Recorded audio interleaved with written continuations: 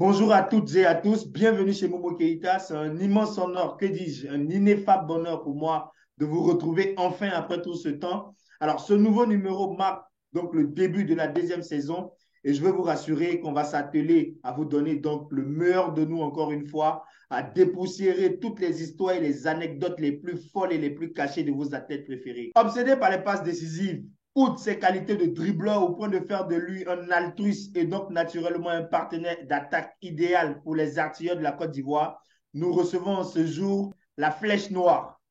C'est ça. Là, tu as pris la flèche, moi. Bonjour Akali. Bonjour, Momo. Comment vas-tu? Ben, je vais très bien et je suis très très heureux de t'avoir avec nous aujourd'hui en fait. Et moi aussi, je suis très heureux, hein. Et, et je suis heureux parce que je sais qu'on va passer un moment agréable parce il y a beaucoup d'anecdotes que je vais partager avec le public. Donc, voilà, je suis très Ben, tout heureux. le plaisir sera pour nous. Alors on va démarrer cet entretien par ton actualité. On t'a redécouvert en tant que consultant lors de cette Coupe du Monde. Comment en es-tu arrivé là? En fait, c'était une fois, j'étais à la maison et bon, j'ai reçu un coup de fil de la chaîne par le bien de, comment il s'appelle là, je vais chercher son nom là, Stéphane Zinon, qui m'a appelé, qui m'a dit que, voilà, est-ce que ça m'intéresserait d'être consultant sur la chaîne NCI pour la Coupe du Monde. Bon, tout de suite, ça m'a intéressé parce que c'est du foot.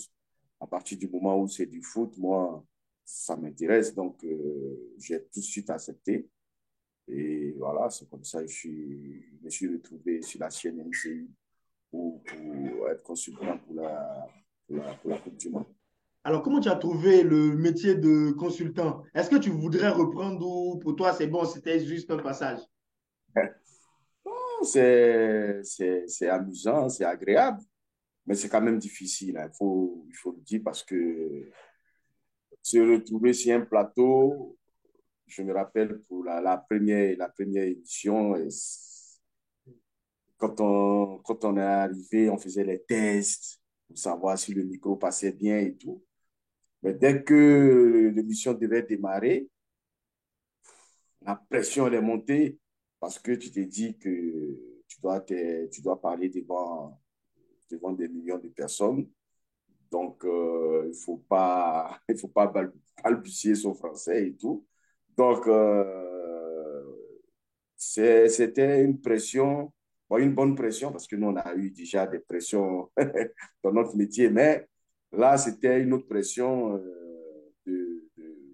voilà, de dire n'importe quoi, au fait, parce que quand tu as la pression, ton cerveau se bloque et les mots ne viennent pas. Donc, c'est un peu ça. Sinon, c'était bien. Et voilà, j'aimerais encore recommencer si d'aventure encore une autre chaîne venait à me contacter, par exemple pour la Cannes. Voilà, je serais content de participer, hein. En tout cas, tout le plaisir sera pour nous. Mais après, aujourd'hui, il est pratiquement impossible de parler de toi en dissociant, je dis, ton image de ta fondation, en fait. Tu soutiens des familles et leurs enfants matériellement, mais aussi financièrement. Pourquoi principalement avoir choisi, je veux dire, de mener ce combat-là? Euh, Moi, je suis entré en 2014. C'est là que j'ai commencé à être régulier en Côte d'Ivoire ici.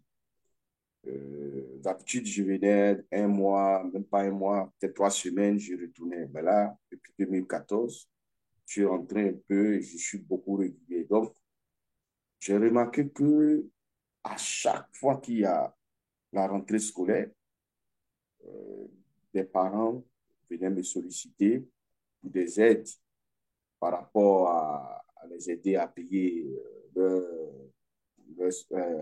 à payer la scolarité de leurs enfants. J'ai mes frères, bon, ma petite soeur, mes frères et tout, que j'aidais.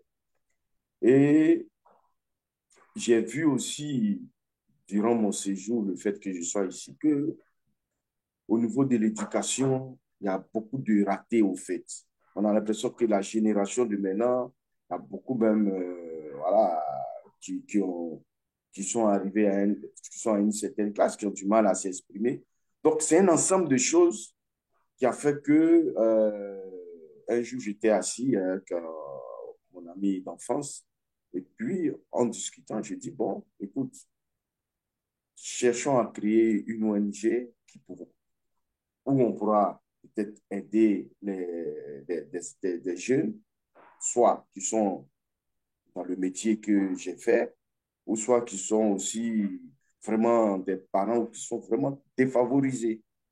Donc, c'est comme ça, l'idée est venue et on se dit, bon, on va aller étape par étape. Et c'est comme ça, on a créé cette fondation, et bon, cette ONG. Et voilà, on est content d'aider les parents parce que on a fait de l'éducation notre priorité. Parce que, voilà, il faut que nos enfants aient une bonne éducation. Parce que même si tu n'arrives pas loin, loin, loin, mais l'école est très importante. Et on voit que, je vais prendre un peu le cas des footballeurs. Vous voyez, il y a beaucoup de footballeurs, quand on nous tend un contrat et qu'il faut signer, il y a beaucoup de trucs qui sont dedans que nous-mêmes, nous ne connaissons pas.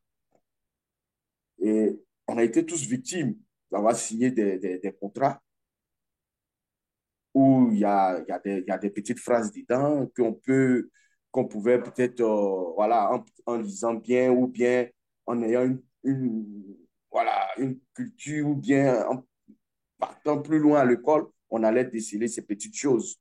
Mais là, on voit que on a dû signer des contrats. Très souvent, c'est avec les agents. Ils te tendent un contrat, tu signes, et après, tu te rends compte que tu es bloqué. Tu ne peux plus aller travailler avec quelqu'un d'autre.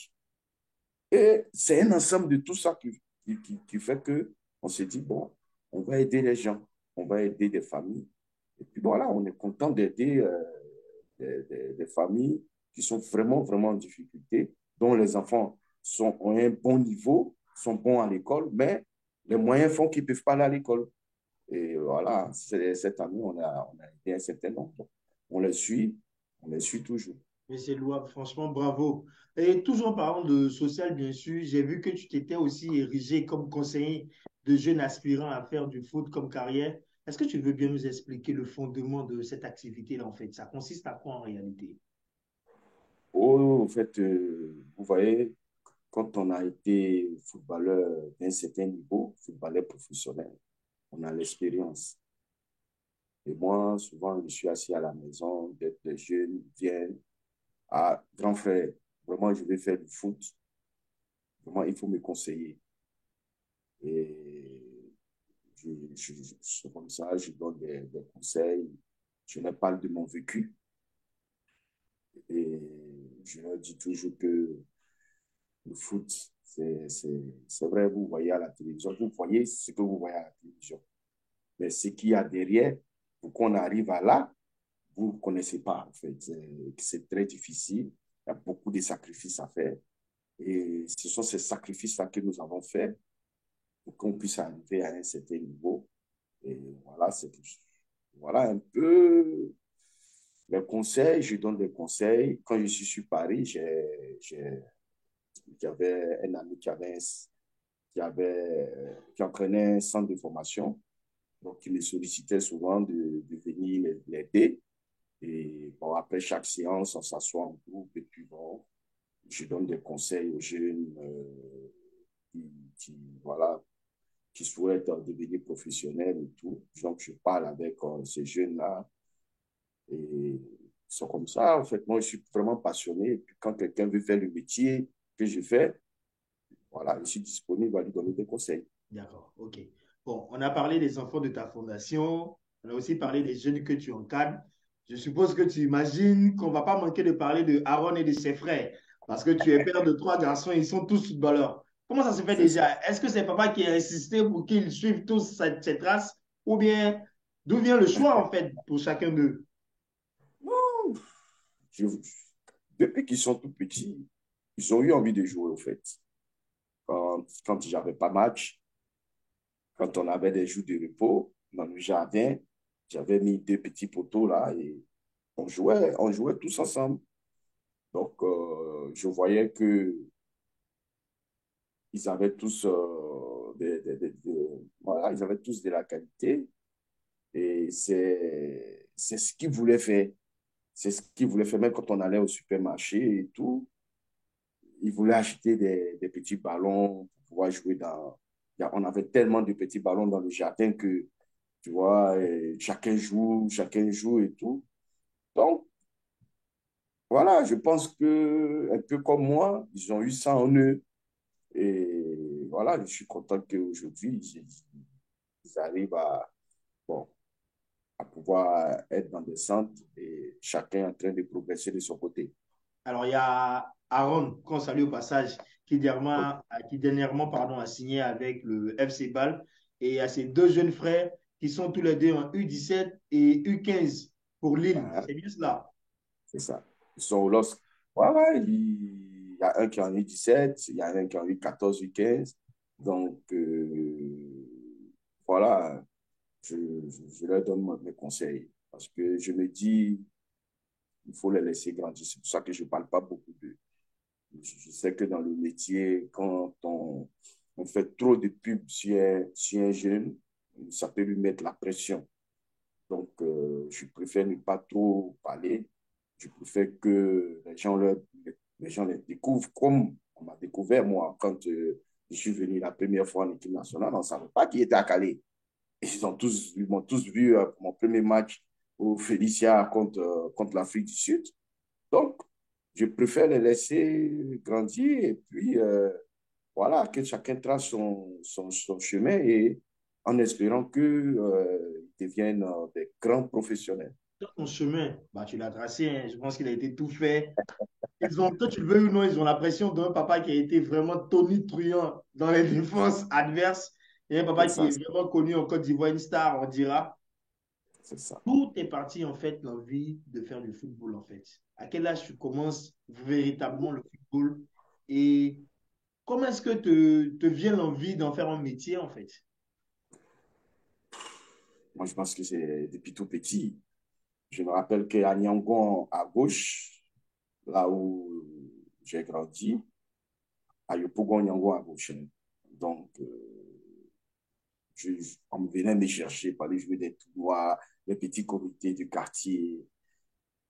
J'ai toujours voulu jouer au foot. Et bon, comme j'avais de la qualité, j'étais quand même bon. C'est comme ça, j'ai mon oncle, un jour, qui m'a dit, écoute, tu joues beaucoup au quartier, bon, viens, je vais parler de toi à un coach qui entraîne au Stella, à l'époque, au Personnam, à Poupo Jonas, qui, qui est entraîneur des cadets juniors au Stella.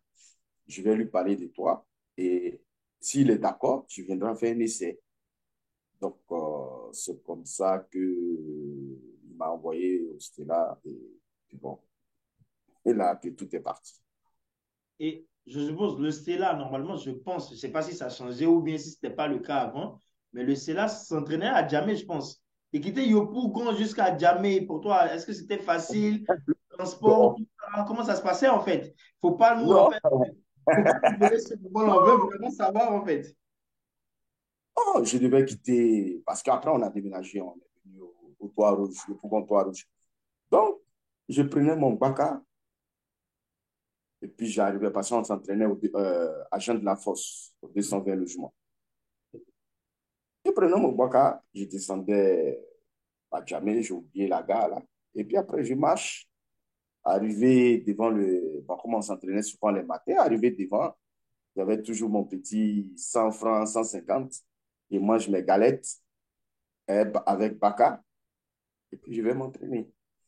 C'était pas facile, mais j'avais tellement la passion de ce métier que je voulais, je, voilà, coûte que coûte jouer. Donc, la distance n'était pas un problème. Je voulais vraiment jouer au foot. Donc, quand j'ai eu l'opportunité, j'ai saisi ma chance. Est-ce que tu avais une idole en ce moment? Est-ce que tu rêvais de ressembler à un joueur précisément en ce moment-là?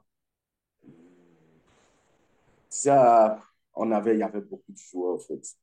Il y avait beaucoup de joueurs qu'on aimait, on rêvait de ressembler, mais on a été blessé par le Ronaldo, le Ronaldo. Le grand Ronaldo, le Luis Nazario Voilà. d'Alima. Quand on partait regarder les matchs sur Canal, les gens qui avaient Canal chez eux à l'époque, parce que c'était pas tout le monde qui avait Canal, quand on allait regarder Canal, qu'on voyait les exploits de Ronaldo et tout, automatiquement, à 16 heures, on essayait de reproduire ça entre nous, en fait. Donc, voilà, Ronaldo était la personne qui nous a vraiment mis la passion qui a fait on avait vraiment envie de devenir, même si on pouvait pas être comme lui, mais ressembler à ce joueur-là. D'accord. Et donc, dans la poursuite de ta passion, quelques années plus tard, tu te retrouves au FC Sion en Suisse. Quelle est la plus Ouh, grande difficulté que tu rencontres une fois arrivé en Suisse, en fait? Est-ce que c'est au niveau du climat? Est-ce que c'est au niveau de la langue ou c'est tout autre chose, en fait? non, mais ça a commencé déjà ici. Euh, on joue en U17, en équipe nationale U17. On doit jouer contre l'Angola.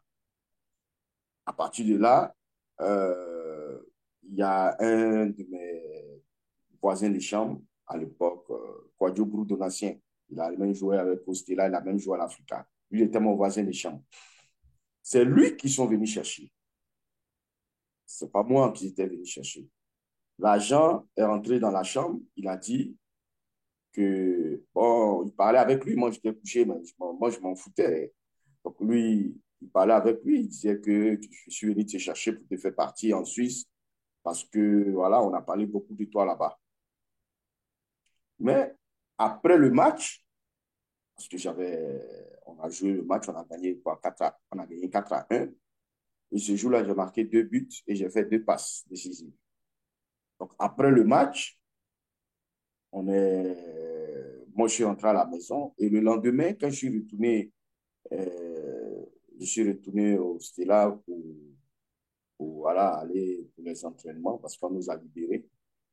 C'est comme ça qu'on m'a dit qu'il y a un agent, on dit que tu l'as vu, mais qui veut te croiser. Bon, j'ai dit, bon, moi, il n'y a pas de problème. Et l'agent, bon, on n'a pas pu se voir. Et ils ont appelé au téléphone dans mon quartier puisqu'ils avaient mon numéro. Donc, ils ont appelé. Je suis allé, j'ai décroché le téléphone. Et il m'a dit que lui, est-ce que je me rappelais que c'était l'agent qui était dans la chambre dans laquelle on était. J'ai dit oui, mais bon, il ne me rappelle pas du visage et tout. Donc, il a dit, bon, je vais t'envoyer en Suisse. Je lui ai dit, ben, je lui ai dit oui, j'étais content. Je lui ai dit, bon, il n'y a pas de problème. Il m'a dit, non, on va t'envoyer, tu as 7 jours d'essai. Et puis, au bout de 7 jours, si tu es bon, tu restes. Si tu n'es pas bon, ils vont te remettre dans l'avion pour revenir. Donc, j'ai dit, bon, il n'y a pas de problème. Si c'est pour aller faire un essai, je vais faire un essai. Et c'est comme ça que je me suis retrouvé dans l'avion allant en Suisse en décembre. Je crois que ça doit être un 27 décembre C'est 2018. la période hivernale normalement. En décembre. Bon, imagine, on est ici. Regardez le soleil qui fait ici en ce moment. Là, il quittait ici et puis aller pour quelqu'un qui n'a jamais vu le froid comme ça, aller et puis tomber dans la neige, en fait. Ouais. Et ça a été quelque chose. Parce que moi, je voyais à la télé, on voit tout ça à la télé, les trucs. Maintenant, voir ça en réalité. Donc, quand je descends de l'avion, bon, l'agent, en plus, il me dit, écoute, quand tu viens, prends une veste. Moi, je ne comprenais pas, prends une veste. Prends une veste, prends une veste, et puis habille-toi chaudement pour venir. Bon, moi, je ne comprends pas tout ce qu'il est en train de dire. Donc, moi, J'ai dit oui au coach juste pour me débarrasser de lui. Donc, je monte dans l'avion avec un t-shirt manche courte, un jean et puis des baskets, même sans chaussettes. Et dès qu'on arrive à l'aéroport de Zurich, on descend de l'avion. Quand on rentre dans le tunnel, vous voyez entre le tunnel, tu vois, entre le tunnel et puis il y a un espace. Et je vois un vent glacial qui me tape. Quand ce vent-là m'a tapé, Wow. piloté une fois, j'ai dit, c'est quoi ça? Et c'est là que je me rends compte que quand il m'a dit, habille-toi chaudement pour venir, c'est là que je comprends. Et heureusement que lui, il a vu qu'on c'était des Africains, il va venir, peut-être il n'a pas bien compris ce que j'ai dit. Et lui, il est venu avec une veste, et puis il m'a donné la veste. Et je suis arrivé, c'est comme ça, on est sorti, et je suis arrivé dans le centre de formation de Sion. Et comment tu vis le changement, justement? Parce que du Stella, bon, après, excuse-moi de dire comme ça, mais le Stella, non seulement c'est en Côte d'Ivoire, et c'est même pas le top des clubs en Côte d'Ivoire, en fait. Donc, ce changement de contraste, ça, de se retrouver dans un club quelques mois en avant, ivoirien, qui n'était même pas, je veux dire, qui ne fait même pas partie du top 5 et se retrouver dans un club en Suisse où il y a beaucoup de changements. Non seulement il y a le froid, mais il y a, en plus de cela, je veux dire, il y a tout ce qu'il faut, en fait, tout ce dont un jeune qui rêve de devenir footballeur a besoin, en fait. Comment tu vis ce contraste-là, en fait? Déjà, quand je suis arrivé au centre de formation, je vois qu'on me donne des équipements, on me donne un sac rempli d'équipements avec des chaussures, des baskets, des stabilisés parce qu'on s'entraînait souvent sur du synthétique. On me donnait une chaussure moulée, on me donnait une autre chaussure vissée. Je me dis que c'est comme on est dans vraiment un autre monde, en fait. Je me dis que ça n'a rien à voir avec le style là où nous, on partait au black, acheter nos chaussures. Même quand c'est déchiré, on va aller chez le cordonnier pour coudre. Au fait, tu te rends compte que tu deviens, tu es rentré dans une structure pour devenir un footballeur. Et voilà, ça, je pense que c'est ce qui m'a choqué. Ça m'a pas choqué. J'étais tellement, je me dis que c'est pas du même foot qu'on fait ici, en fait. J'ai l'impression que au Stella et autres, on n'est pas dans ça n'a rien à voir, en fait. Et voilà, je pense que c'est un peu ça qui m'a encore donné l'envie de me battre pour pouvoir rester. Même si jouer, s'entraîner la première fois sous la neige sans les gants, ça a été une expérience très, très, très, très terrible. Pour toi, quelle est la raison exacte du fait que finalement, tu n'aies pas réussi à dépasser le cap du national, tout ça avec le Sion FC? Non, en fait, c'est même pas ça, en fait. Moi, le FC Sion voulait que je reste. Quand je suis arrivé, j'ai fait 6 mois de compétition. Et à l'époque, le président qui était en exercice là, c'était un Camerounais, euh, un entrepreneur camerounais voilà, qui était un riche homme d'affaires qui faisait ses affaires, qui a pris le club de Sion. Et il avait un centre de formation aussi au Cameroun.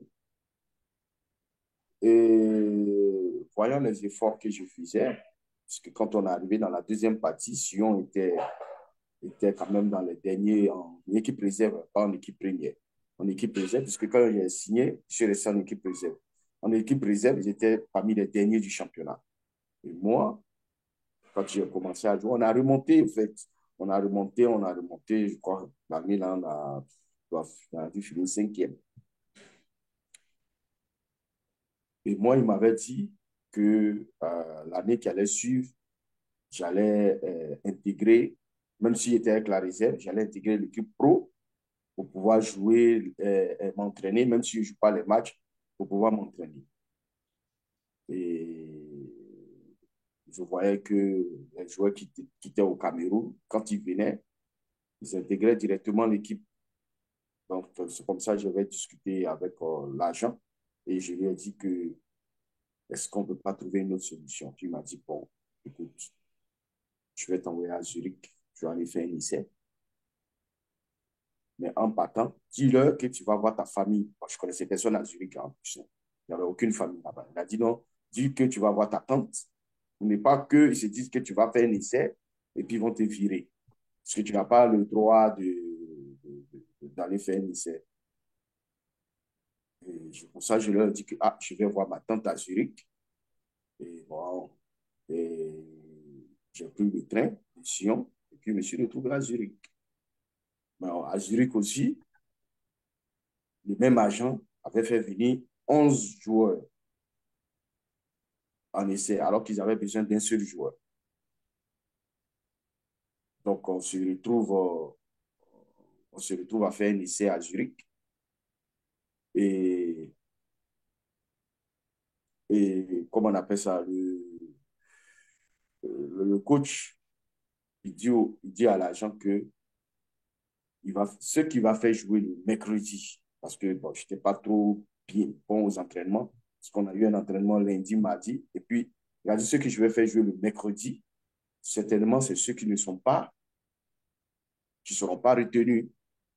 Mais ceux que je vais faire jouer le samedi devant le coach de l'équipe 1 ont beaucoup de chances d'être retenus. Un ou deux peuvent être retenus parmi eux. Moi, ils m'ont fait jouer mercredi. Mais ma chance, c'est que je ne savais pas. C'est après que j'ai su. Je ne savais pas que nous qui jouons le mercredi, ils n'avaient pas nous retenir. Tu vois. Et Du coup, tu as donné le meilleur de toi, en fait. oui, Parce que si on tu a joué. savais, ça n'allait pas être évident, en fait. Voilà. S'il y avait su, moralement, Ouais, j'allais, j'allais plonger au fait. ouais. Et c'est comme ça, j'ai joué. Je me suis donné à fond. On a gagné, je crois 6-7-0. C'était une équipe de deuxième division, une équipe réserve d'une équipe de deuxième division. On a gagné 7-0. Et ce jour-là, il a marqué 4 buts. Ouh. Et le coach, à la fin du match, on me dit, le coach veut te voir. Donc, je vais vers le coach et le coach dit, bon, écoute, tu vas venir, toi seul, parce qu'on était 11. Donc, il avait fait jouer 6 joueurs et puis il y avait 5 qui attendaient, en fait. Donc, il a dit que toi seul, tu vas venir le samedi devant jouer. Bon, tu vas compléter les 5 autres pour jouer devant le coach de l'équipe première. Donc, samedi, on jouait le derby Grasshopper Zurich, FC Zurich. Et comme c'était un derby, même si c'était à la réserve, c'est toujours un derby bouillant là-bas. Et puis, voilà, il était le seul à être titulaire. Les 5 autres étaient remplaçants. J'ai joué, on a gagné 2-1. J'ai même marqué les 2 buts. Et après ça, le coach de l'équipe première m'a dit, ben, toi seul, tu restes. Les autres sont partis. Et moi seul, je suis resté. Donc, effectivement, à Zurich, tu prends tes marques et sur une série de plusieurs matchs, tu réussis à mettre plus de 8 buts. Bon, on peut dire que Mhm. c'est vraiment énorme pour un joueur aussi altruiste que toi, en fait. Et C'est donc, ça. quels sont les meilleurs moments, en fait, que tu as, je veux dire, que tu as gardé, en fait, de Zurich? Oh, j'ai gardé beaucoup de bons souvenirs. Euh, j'ai gardé le fait que ma première fois de jouer déjà en amical. J'avais joué en amical contre le Bayern. À l'époque, c'était le Grand Bayern avec Lizarazu et autres. Donc, voilà, j'ai gardé un bon souvenir parce que c'était un match où j'avais été bon et voilà, le coach, comme ça, le coach m'a fait jouer un peu, a commencé à me faire jouer dans l'équipe première. Et puis, voilà, c'était une ville qui, des gens qui m'ont bien accueilli. Et voilà, il y avait plusieurs nationalités, il y avait des Sénégalais, des Sud-Africains. En fait, on avait un groupe à l'époque avec il y avait beaucoup d'étrangers, il y avait beaucoup de Brésiliens dedans, mais c'était un bon groupe. Et voilà, j'ai gardé vraiment beaucoup de souvenirs. voilà, surtout ma dernière saison je marquais moi-même. Je me posais la question, je dis, mais attends, je fais beaucoup de passes et aujourd'hui, je me retrouve à être buteur, marqué à chaque fois, marqué à chaque fois, marqué à chaque fois. Donc, voilà. Ah, il n'y a que, il y a que des bons souvenirs. Alors, il s'est dit assez souvent que c'est Giroud, en fait, qui t'envoie à Auxerre. Mais en réalité, le mérite revient plutôt à Daniel Roland, en fait. Je veux dire, c'est lui, dans son rôle de formateur de l'AG Auxerre, qui t'ouvre les portes d'Auxerre, en fait. C'est ça ou je me trompe? Si, si, le président de la fédération a demandé à Nouzaré de voir partout dans le monde où il y a un Ivoirien. Et il faut le sélectionner pour venir. C'est comme ça, ils nous ont sélectionnés et on s'est retrouvés tous à Créteil. Ce jour à Créteil, il y avait Daniel Roland qui était là. C'était l'envoyé de la JOC. Et Daniel Roland est arrivé et voilà, il a regardé le match. Et après le match, il a vu à l'époque celui qui est rentré en contact avec moi, Roger Boli. Donc Roger Boli, qui est venu me trouver à Zurich après le match, quand je suis rentré, il est venu le lendemain me trouver à Zurich en me disant que la JOC, l'entraîneur, le directeur sportif était là et qu'il a été très, très intéressé par toi parce que tu as le profil du joueur qui cherche.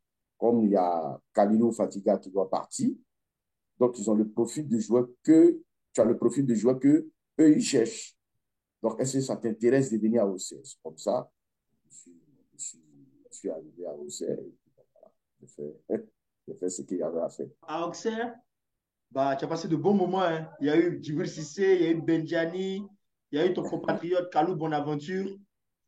Je veux dire, en dehors du stade, parce que généralement, pour avoir, bah, d'après ce qu'on dit, ou du moins d'après ce que tes collègues disent généralement pour avoir une telle complicité, il faut qu'il y ait de l'amitié sur et en dehors du terrain.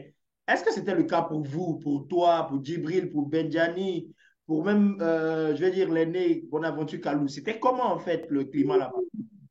Ouais. Kalou, on était toujours ensemble, pratiquement. Hein. Si on n'est pas ensemble, c'est que, bon, on est rentré chez lui à la maison, moi aussi, je suis rentré à la maison et tout. On était toujours ensemble. Il y avait une grande complicité parce que Kalou, c'était mon grand frère. J'ai connu Kalou quand on était en stage bon, les cadets étaient à l'INGS et puis les juniors à l'époque, Kalou, il était à l'équipe nationale junior et nous, on était en équipe nationale cadet. Donc, on se croisait, on faisait les matchs, les mercredis, les matchs cadet junior. Donc, c'est comme ça que on s'est connus. Donc, quand il est venu à Auxerre, voilà, c'était quelqu'un sur qui je m'appuyais beaucoup, parce que il avait plus d'expérience. Et puis voilà, c'était, on va dire, entre guillemets, un peu quelqu'un que je regardais beaucoup quand j'étais encore au pays, parce qu'il jouait à la SEC. Donc, c'est quelqu'un que moi, je regardais beaucoup. Je regardais souvent les matchs qui passaient un peu à la télé.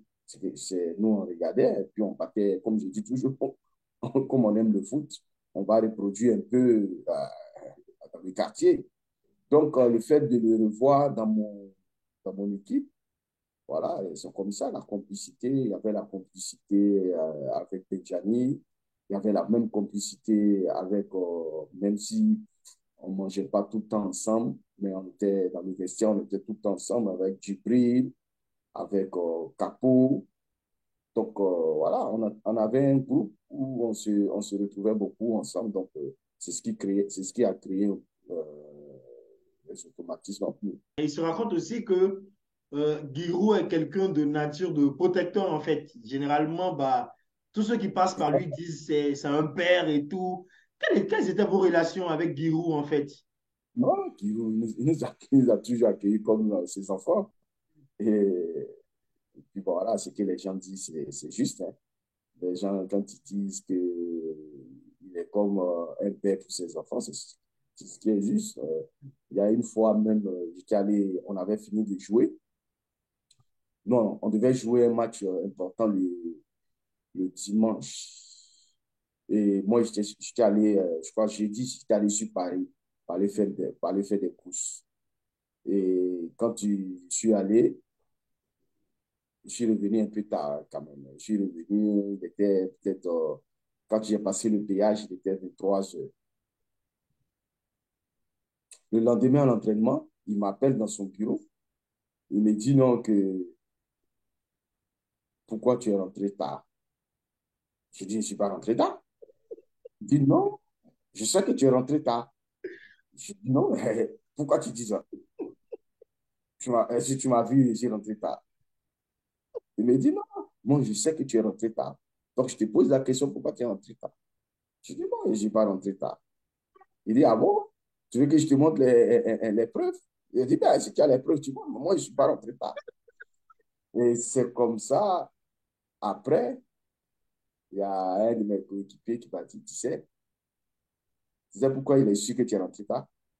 Parce que le mec du péage a appelé au club. Comme ils connaissent tous les footballeurs, ils connaissent tous nos voitures. Donc, le mec du péage a appelé au club pour lui dire que tu es rentré à telle heure. Voilà pourquoi il est sûr que tu es rentré.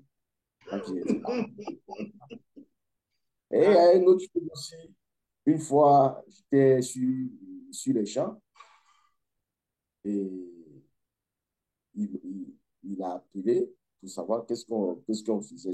Je faisais pas, j'étais allé sur une marque, les marques, j'étais allé sur, je ne sais pas si on peut citer les marques, là, j'étais allé Non, sur, vas-y, tu peux te gênes pas. On est chez nous, on est à l'émission. On fait ce qu'on peut, frère. j'étais allé chez Nike et il a appelé il a appelé là-bas. Et on me passe le téléphone et il dit que ben, toi, tu as fini de jouer, tu ne fais pas la sieste et puis tu fais 200 kilomètres pour aller sur Paris. Donc, j'ai compris qu'il avait les oreilles partout, en fait. Il avait des oreilles partout. Donc, s'il dit qu'il t'a vu quelque part, c'est que les gens qui sont là-bas ont dû appeler pour lui donner les informations. Donc, voilà un peu. Donc, c'est les petites anecdotes comme ça qu'on a suivies. Mais c'était vraiment quelqu'un de bien, un coach sur le plan humain qui était bien. C'est quelqu'un qui nous apportait beaucoup.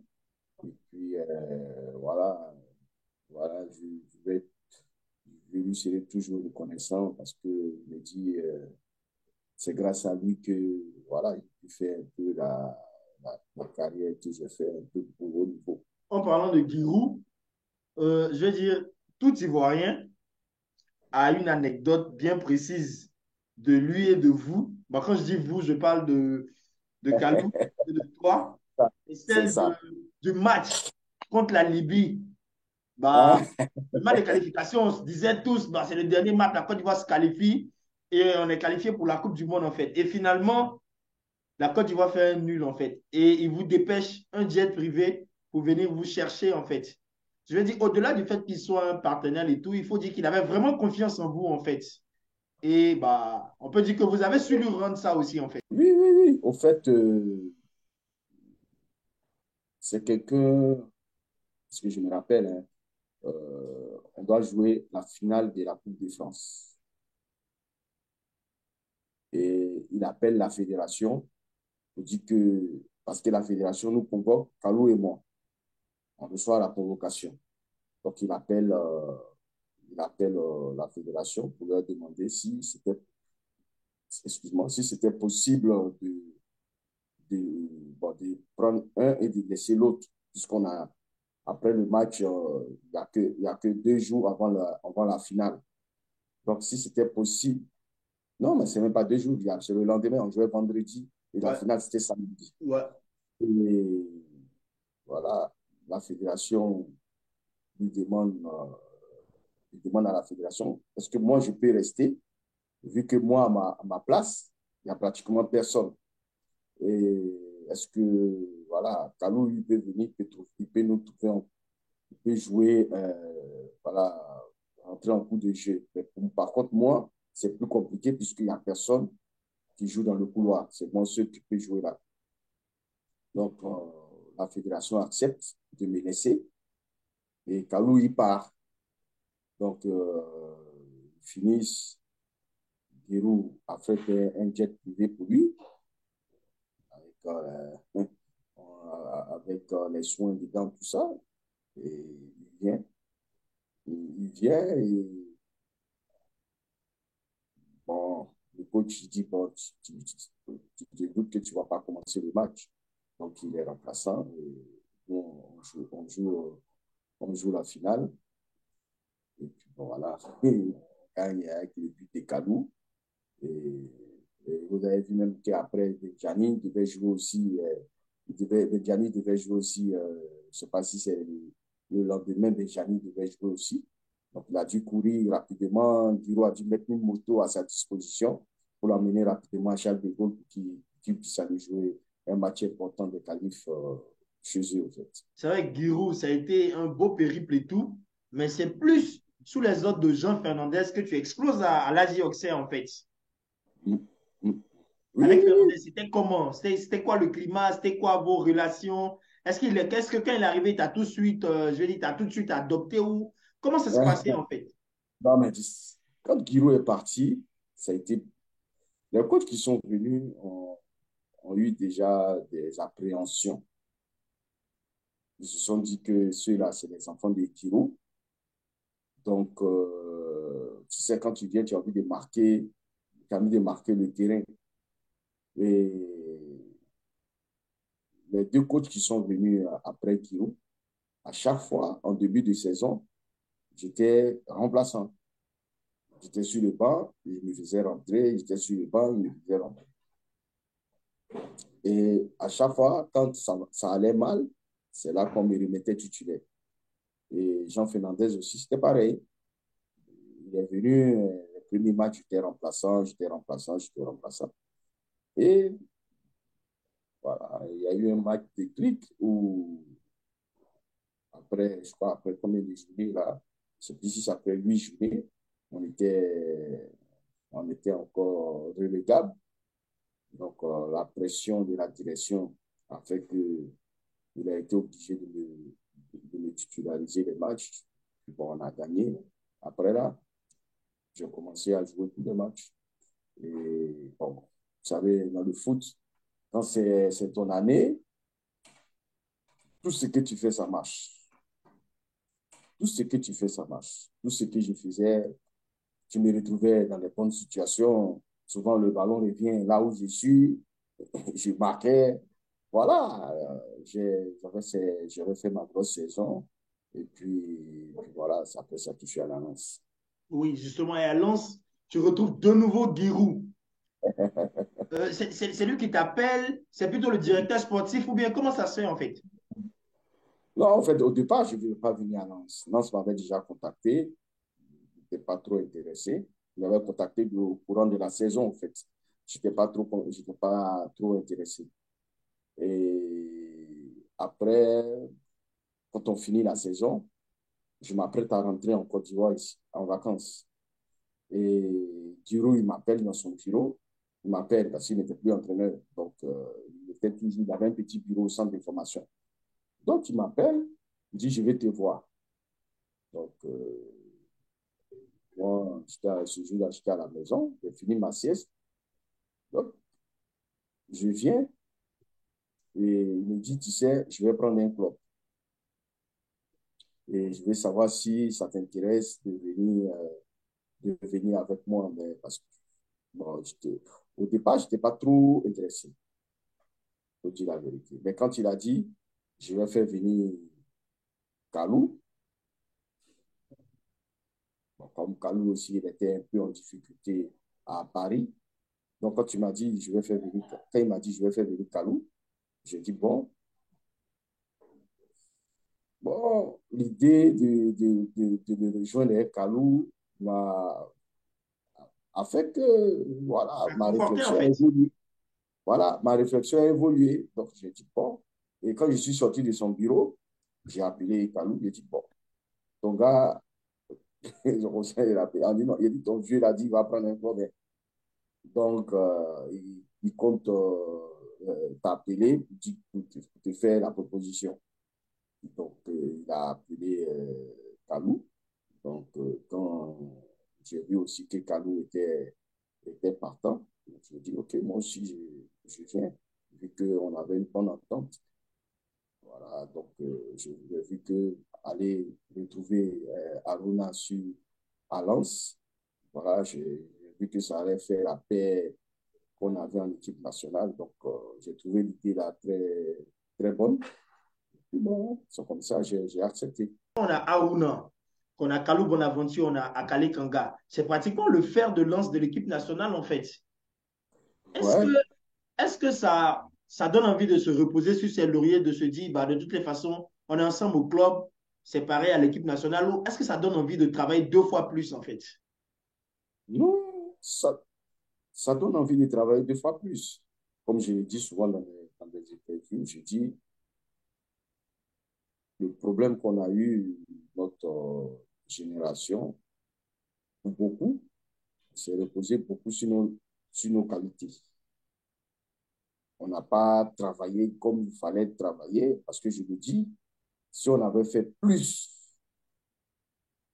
on avait travaillé bien, on avait suivi une alimentation saine, je crois que avec les qualités qu'on avait, on devait, en tout cas la majorité, on devait jouer tous dans des grands clubs et avoir une grande carrière. Mais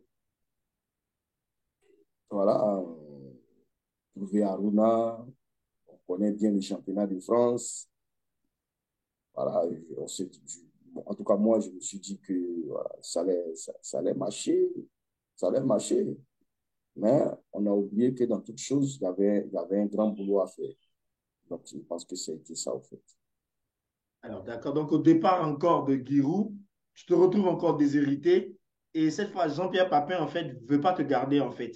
Et du coup, tu es prêté à Marseille. C'est Comment est-ce que tu as approché? Qui t'approche et comment est-ce que le deal se fait, en fait? Non,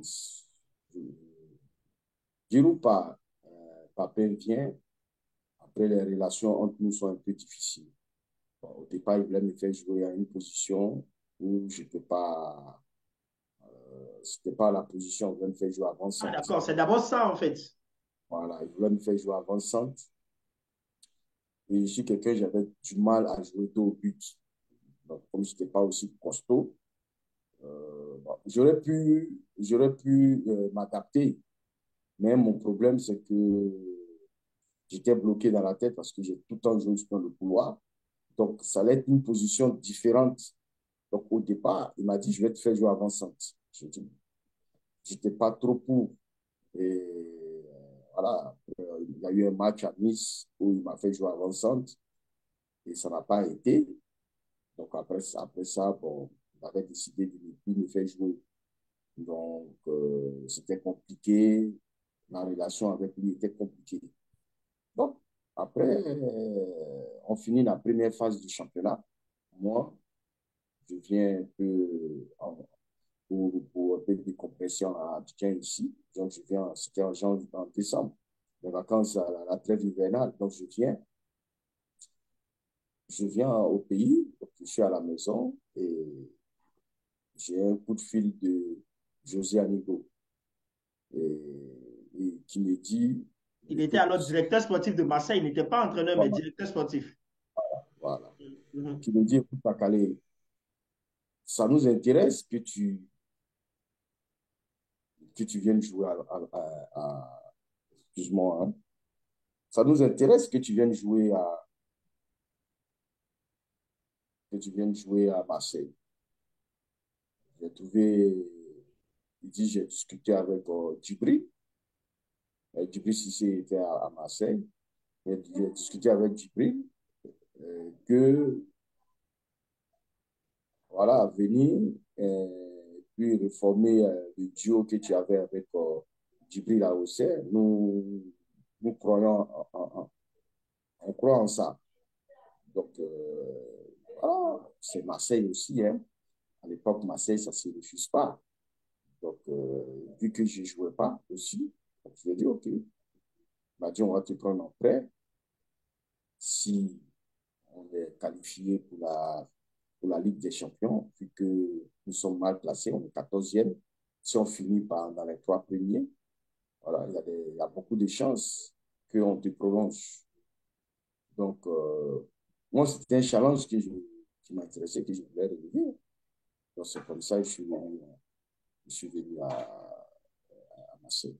Et justement, en parlant de Djibril Cissé, je pense que la paire, justement, ça marche, vu que dès ton premier match, tu lui délivres une passe et il marque et tout, en fait. Et sauf que tu as dit, effectivement, tu étais en prêt, en fait, et qu'il fallait normalement lever l'option de prêt si tout se passait bien. Mais moi, je pense qu'après tout s'est bien passé. Selon toi, pourquoi finalement, Marseille ne t'a pas gardé? Est-ce que c'est parce que d'ores et déjà, Eric Guéret, qui était entraîneur de Marseille, ne te voulait pas et que José Anigo avait insisté? Ou selon toi, qu'est-ce qui a provoqué en fait le fait que finalement, Bon, bah, tu ne sois pas gardé? euh, au départ, avant de venir, Eric Guéret, tu prends un club comme Marseille, qui est 14e, et on te dit, on va prendre un tel joueur qui est bon en prêt. Mais toi, tu regardes, il ne joue pas. Ceci, il est bon, comme vous me dites, mais pourquoi il ne joue pas? Vous voyez. Donc, au départ, lui-même, il n'était pas trop chaud. Donc, je viens, je finis le premier match, je fais la passe décisive à Djibril, et il voit vraiment qu'il y a une connexion vraiment entre Djibril et moi. Je crois qu'on joue un match Lyon, non, Marseille-Lyon. Ce jour-là, moi, c'est l'un de mes plus bons matchs là-bas. On gagne 2-0. Si ce jour-là, à thème Benafa, il fait un gros match. Je pense que à la fin de ce match, Eric Guéret, je pense qu'il est tombé amoureux de Benafa, parce que c'est ce que j'ai entendu. Hein. Donc, et nous, on finit troisième. Mais on savait qu'on allait finir troisième. Donc, à 3, 4 journées du championnat, de la fin du championnat, je vois que j'ai pas de, j'ai pas de réunion. Je vois que José, quand on se croise, il y a l'impression même il m'évite et tout, tu vois. Et je me rappelle que quand on finit le jeu contre Lyon, euh, Didier, bon, il est venu regarder le match, il est venu regarder le match ce jour avec au stade. Donc, il dit qu'il attend des bonnes échos de la direction. À mon sujet, il dit ça à l'agent qui m'avait fait venir là, que comme ils étaient dans les tribunes ensemble, qu'il entend de bons échos à mon sujet, tu vois. Donc, moi, je suis confiant. Donc, il nous reste 3, 4 journées. Je me dis vont lever l'option. Surtout que, surtout que à 3 journées de la fin, on joue Lens. Lens qui a besoin d'une victoire absolument pour se maintenir. Lens mène et à la 92e minute, il y a eu un débordement sur le côté, retrait et Djibril met au fond. Djibril met au Tu fond. les enfonces. Excuse-moi de dire ça comme ça, mais comme un bon ingrat, tu les enfonces. Voilà. Toi, tu enfonces Lens. Ouais. Donc, il faut imaginer, on ne te garde pas. Lens descend Il deuxième. t'attend au carrefour, en fait. On ne te garde pas. Lens descend deuxième division. Et tu dois retourner. Ça a été, ça a été quelque chose. sais pas comment expliquer ça. Justement, comment tu C'était, vis ce moment-là, en fait? Parce que j'allais justement te poser la question. Après les avoir enfoncés et que tu dois finalement, parce que l'option d'achat n'est pas levée et que tu dois finalement te retourner, comment tu vis le moment avec les supporters et tout? Parce que d'après ce qu'on sait de Lens, c'est aussi une équipe à forte euphorie, tout ça. Les supporters, c'est pas des gens qui... Comment tu vis ce moment-là avec eux, en fait?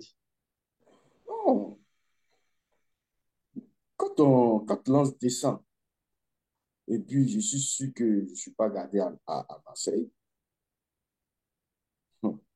automatiquement dans ma tête, beaucoup de choses passent parce que je me dis, je dois retourner m'entraîner là-bas. Et comme je connais la ferveur qu'il y a à Lens, les supporters, le monde qu'il y a aux entraînements,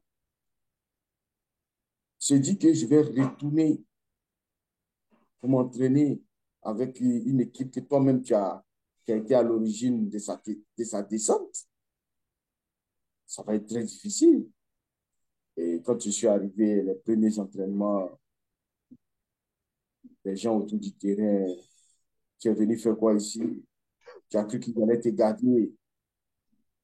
Il y a d'autres qui sortent des gros mots, bon, qui on ne peut pas sortir.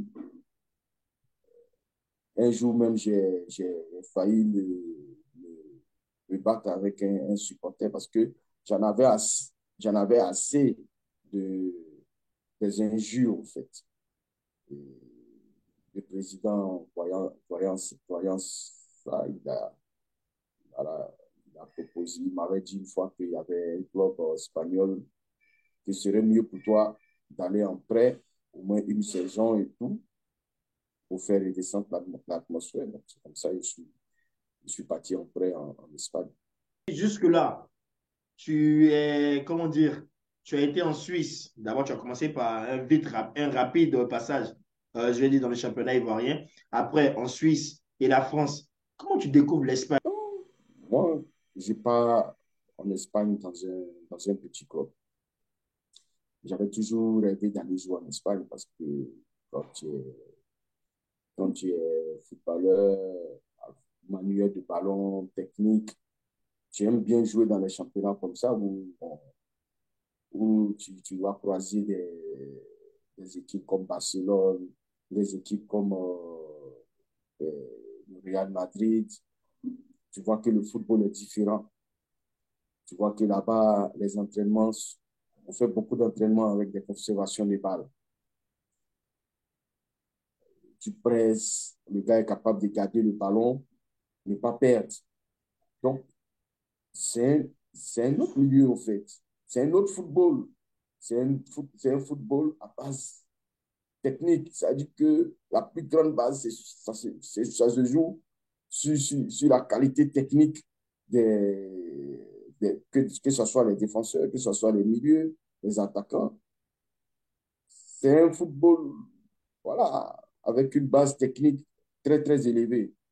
Et voilà, je me rappelle que je joue contre, je joue contre Barcelone. Et quand tu joues Barcelone et que tu regardes le 11 de départ, C'est fou. on va courir. Surtout que, surtout que la journée d'avant, Barcelone gagnait Malaga 6-0 et nous, on venait. Donc, j'ai, j'ai, j'ai- ça a été un match qui est resté dans notre tête, puisque après le match, on était toujours fatigué. On est fatigué. Pour récupérer, on a mis pratiquement 2 jours pour récupérer. Hein. Parce que tu joues 15 minutes, que tu joues 60 minutes, c'est pareil. Tu cours pareil. Et voilà, jouer, affronter Thierry Henry, Xavi, Iniesta, Messi et tout, bon, faut te dire que faut avoir le cœur pour courir, sinon tu vas t'effondrer sur le terrain. Parce que vous ne touchez pas le ballon, vous ne voyez pas le ballon. Donc voilà, l'Espagne, ça a été une bonne expérience. Et même si elle ne s'est pas bien terminée, mais ça a été une bonne expérience. Alors finalement, tu te retrouves au Qatar. Mm. Je pense qu'en ce moment-là, je pense simplement hein, que tu avais la possibilité, bien sûr, de, je vais dire, de partir dans d'autres clubs. Mais pourquoi avoir choisi précisément le Qatar quand on connaît, je vais dire, l'ampleur du championnat qatari vis-à-vis des autres championnats en Europe et tout? Pourquoi ne pas être resté en Europe finalement et avoir choisi le Qatar en fait? Est-ce que c'est plus pour des raisons pécuniaires ou c'est tout autre chose? Non, en fait, il y a un enchaînement de mauvaises décisions. Je n'avais pas vraiment envie de quitter l'Europe, mais j'ai pris beaucoup de mauvaises décisions. Et dans notre milieu, voilà pourquoi je conseille souvent les jeunes. Dans notre milieu, quand tu prends trop de mauvaises décisions, arrivé un moment, tu finis par te retomber dessus. Et comme c'était un enchaînement de mauvaises décisions, ça fait qu'au finish, je me suis retrouvé sans club. Ah, Je me d'accord. suis retrouvé sans club. Quand je me suis retrouvé sans club, parce que l'argent à l'époque, comme je trouvais qu'il était lent, le championnat avait commencé. Bon, on est pressé, tu veux jouer, on ne te trouve pas. Donc, tu veux changer d'agent, aller prendre un autre agent. Donc, c'est un enchaînement de tout ça qui a fait que j'ai voilà, j'ai regardé et la seule destination qui restait, c'était d'aller là-bas puisqu'il y avait une offre qui venait de là-bas. Donc, voilà, c'est comme ça que je me suis retrouvé aller jouer au Qatar. Ouais, mais finalement, tu ne remets pas finalement là-bas. Vu que Mm, finalement, tu retournes en Europe, en Grèce. mm, Est-ce que c'est le même agent que tu as toujours ou bien cette fois-ci, tu trouves un autre agent? non, bon, c'est un agent qui était là-bas qui m'a appelé. Parce que j'arrive, déjà quand j'arrive au Qatar, c'était Belmadi qui était le coach du Maroc. Celui qui était, celui qui était le coach là-bas. Donc lui, je discute avec lui. Euh, Ils me disent que si j'arrive, si je fais une bonne saison, bon, je suis arrivé en octobre et ça arrêtait en décembre. Donc il m'a dit, pour la moitié de la saison, là, si tu fais des choses bien, on pense qu'on va te garder. Donc, je me rappelle que mon premier match, c'était un match de coupe. On gagne, on gagne 4-0 et je marque 3 buts. Mais après j'ai joué les autres matchs. J'ai pensé ils allaient me garder. Mais bon, vous savez, dans les pays comme au Qatar et autres, à chaque fois qu'un joueur, un gros joueur est disponible, ils ont envie de le prendre, en fait, parce que eux, c'est pour élever le niveau et puis pour l'image du pays, faire venir des gros joueurs qui ont des noms, ça leur, ça fait de la publicité au pays, en fait. Donc, c'est comme ça, moi, ils n'ont pas pu me garder. Je me suis retrouvé en Grèce par le bien d'un agent qui travaillait pour le club là-bas, qui m'a appelé, qui m'a dit, écoute, on- voilà, il y a un club ici, on aimerait bien que tu viennes te relancer. Est-ce que ça t'intéresse? Bon, je dis, bon, il n'y a pas de souci. Puis je suis allé pour faire la demi-saison qui restait avec eux. Et j'ai joué jusqu'à la fin. Après, après je suis retourné, en fait. Alors finalement, tu te retrouves à l'Avignon où tu joues pratiquement 7 matchs et finalement, c'est la retraite. Bon, je vais te demander humblement si tu me permets qu'on parle de choses sensibles en fait. Parce que j'ai vu dans une de tes interviews que tu avais confiée, bien sûr, que en quelque sorte, ce qui avait joué en ta défaveur, c'était aussi le matraquage médiatique et tout en fait qui était autour de toi. dans l'histoire de la violence conjugale auquel tu es, genre, dans lequel tu t'étais retrouvé et tout. Pourquoi est-ce que dès le départ, tu n'as pas décidé de prendre le taureau par les cornes et de tout de suite monter au créneau pour dire non, voilà, de donner des explications et pourquoi tu as laissé faire en fait? Ouais, c'est beaucoup de questions que je me suis posées au départ.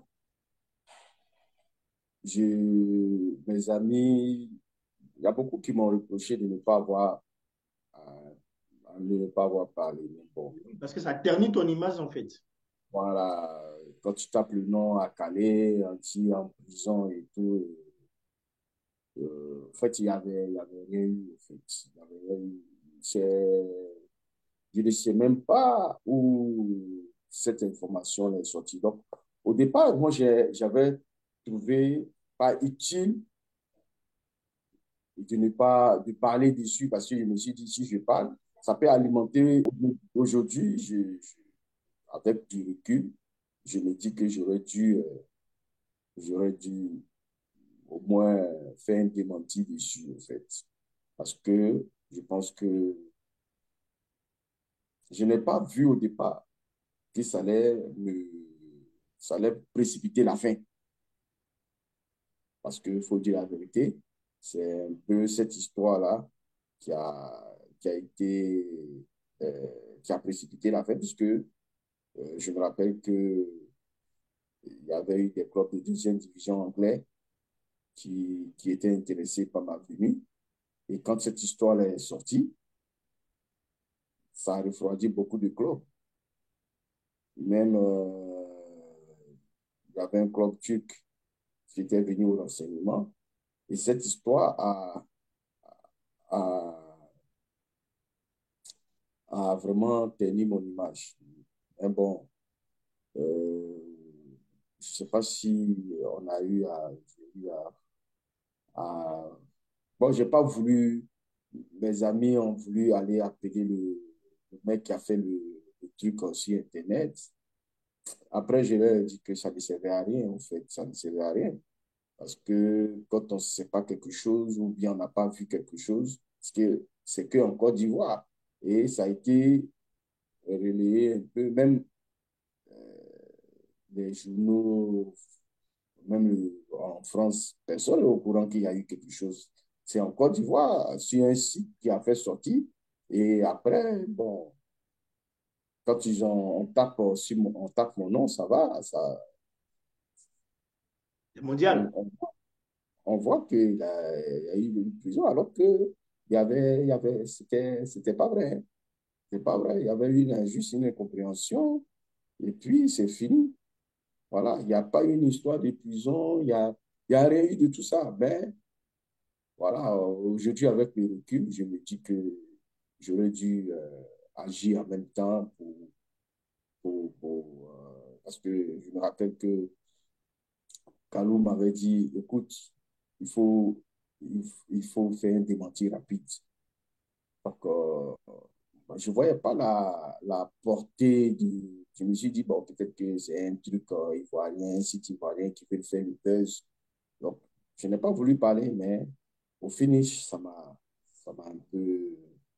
Ça m'a beaucoup desservi puisque j'ai perdu beaucoup de choses après Bon, cet en fait, ma article. question, c'est qu'est-ce qui explique, en fait, le fait que vous soyez si réticent envers les médias, en fait? Parce que je me dis, en même temps que les médias ils peuvent être dangereux, en même temps aussi qu'ils peuvent être très, très, très, je veux dire, positifs pour la carrière d'un footballeur, en fait. Donc, il faut vraiment savoir les manier, il faut savoir les utiliser à votre guise, en fait. Mais qu'est-ce qui explique le fait que vous soyez complètement, mais vraiment complètement réticent des médias, en fait? Non, je suis quelqu'un, je ne parle pas beaucoup, en fait. J'ai été comme ça tout le temps. Je ne parle pas beaucoup. Et quand il y a, quand il y a un truc à faire, je fais. Quand il y a une interview à faire, je fais. Quand il y a un truc qui est, voilà, qui parle de football, je fais. Mais je me suis dit que je voulais pas. À l'époque, c'était ma réflexion. Faut pas que je vais parler et puis demain, d'autres choses vont sortir qui ne sont pas vraies. Et puis, ça va alimenter des... Ils vont dire, oui, il y a eu ça, il y a eu ça. Donc, je me suis dit que ça allait pas, ça allait passer au bout de 2, 3 jours, ça n'allait pas m'affecter comme ça. Mais ça m'a affecté. Ça m'a affecté. Et voilà, avec le recul, je, je regrette d'avoir. Mais je me dis que si un jour la possibilité m'est donnée euh, de rectifier ça, En tout cas, c'est vrai que le départ a été précipité, du moins c'est vrai que la fin a été précipitée, mais ça n'entache en rien la brillante carrière que tu as eue en fait. Et moi, je veux justement qu'on passe maintenant au plus important. Je sais que beaucoup attendent, beaucoup suivent l'émission depuis, mais on attend tous la période la plus importante pour nous, en tout cas les Ivoiriens, celle de ton passage avec, bien sûr, les éléphants de Côte d'Ivoire, en fait. Tout à l'heure, tu disais que c'est en U17 que tu as commencé avec les éléphants de Côte d'Ivoire. c'est Mais ça. en quelle année est-ce que tu arrives précisément, je vais dire, en sélection A? En, Quand ça va être en septembre 2002. D'accord. En septembre 2002, septembre 2002, je crois bien. Oui, je Là, pense. il y avait Nouzaré en ce moment en équipe nationale, c'est Les ça? Aris venaient de prendre l'équipe. Et, et c'est là qu'il y a beaucoup de joueurs qui étaient à leur première sélection, dont Didier. Didier aussi, c'était sa première sélection. Didier, Meïté, Ablaï, Dagui Bakari. Balizou, Dagui, Bakary, tout ça, ouais. Ouais, il y avait beaucoup qui étaient, qui étaient à leur première sélection. Donc, c'est comme ça que nous tous, nous sommes arrivés, parce que le président de la fédération a dit qu'il fallait chercher les Ivoiriens partout dans le monde. Ouais. Donc, étant en Suisse, étant en Suisse, ils sont venus me voir. C'est comme ça que je suis venu aussi, comme beaucoup. Et quand tu arrives, tu es frappé par quoi tout de suite? L'équipe nationale, est-ce que c'est... Parce que mine de rien aussi, il faut dire que en ce moment-là, c'était une période vraiment cruciale en fait. Parce qu'on sortait de la période où Gueye avait envoyé toute l'équipe nationale après la CAN de 2000 à Zambakro. Et donc, c'était vraiment un remaniement, mais un remaniement vraiment crucial en fait. C'est quoi tes impressions, tes premières impressions quand tu arrives en équipe nationale? Comment ça se passe en fait? D'abord, j'étais pas sûr, je voulais pas venir en fait. Donc, parce que j'avais entendu l'histoire des Zampacro et tout. Donc, moi, quand ils m'ont contacté, ils m'ont appelé la première fois, je ne répondais pas. Je me dis, ils vont se fatiguer de toutes les manières. S'ils m'appellent, je ne réponds pas. Ils seront fatigués, ils ne vont plus m'appeler. Donc, quand ils m'appelaient, je ne répondais pas. Donc, ben, je ne leur ai pas dit non aussi. Je ne répondais pas, je ne voulais pas répondre. Je me suis dit, bon, si je ne réponds pas, s'ils m'appellent. Et puis, à un moment donné, ils vont se dire peut-être que le petit n'a pas envie de venir. Mais c'est l'histoire de Zambakro qui a été à l'origine de ma réticence, en fait. Parce que je me suis dit, ne viens pas. Et si demain, ça ne va pas, ils vont nous envoyer aller faire service militaire. Et puis, les gens vont se moquer de toi. Donc, je n'étais pas trop intéressé. Après, quand j'ai décidé de venir, bon, ce qui m'a marqué, c'est de voir un peu, on va dire, des joueurs qu'on admirait.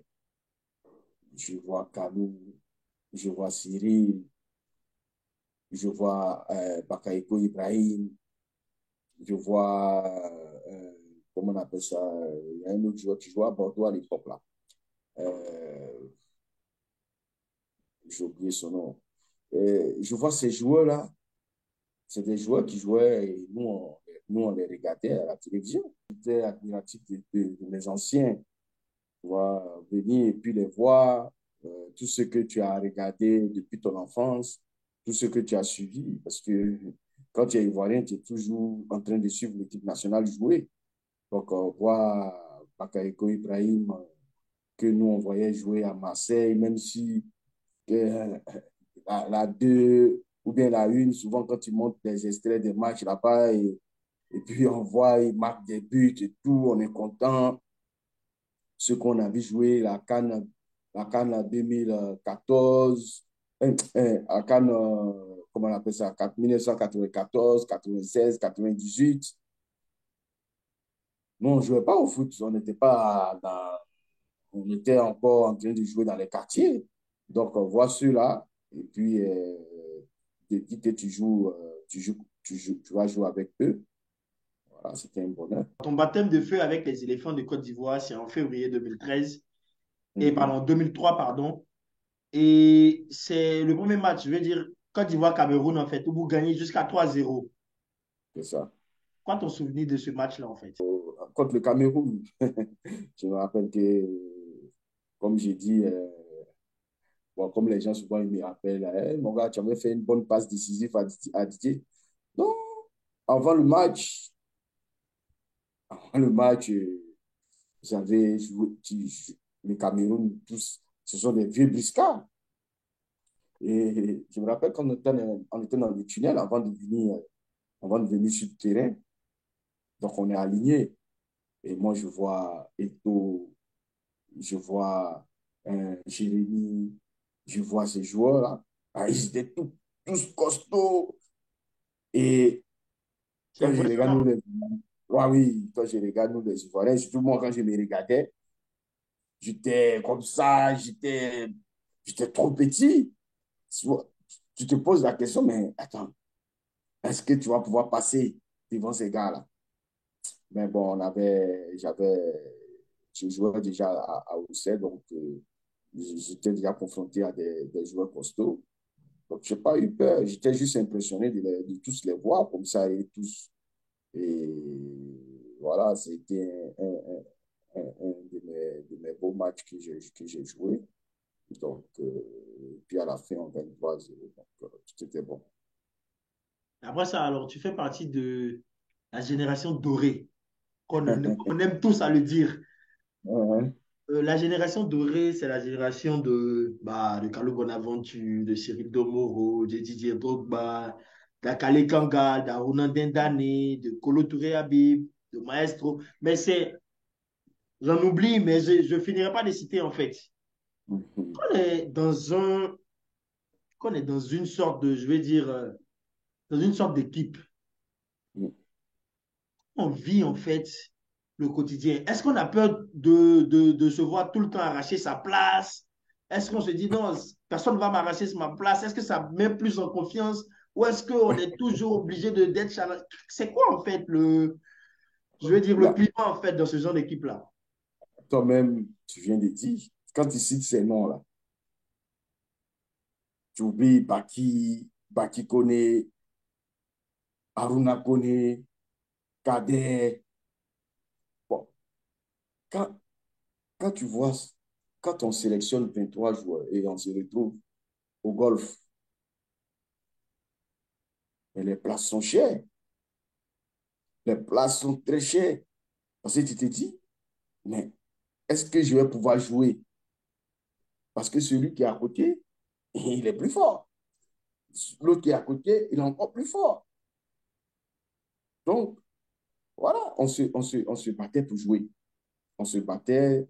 euh, le seul, on va dire, qui avait sa place assurée, bon, vous le connaissez, c'est le seul qui avait sa place assurée, puisque avec, voilà, avec le nom qu'il avait, c'est lui seul qui était le titulaire d'office. Mais le reste, Kalou, tout cela, il n'y avait pas de titulaire, il n'y avait pas de titulaire d'office. Donc, il fallait aller gagner sa place pendant les entraînements. Il fallait aller gagner sa place quand il y avait des jeux qu'on faisait entre nous, des jeux de 11 contre 11, montrer au coach que tu dois jouer. Donc, on était toujours en train de se battre.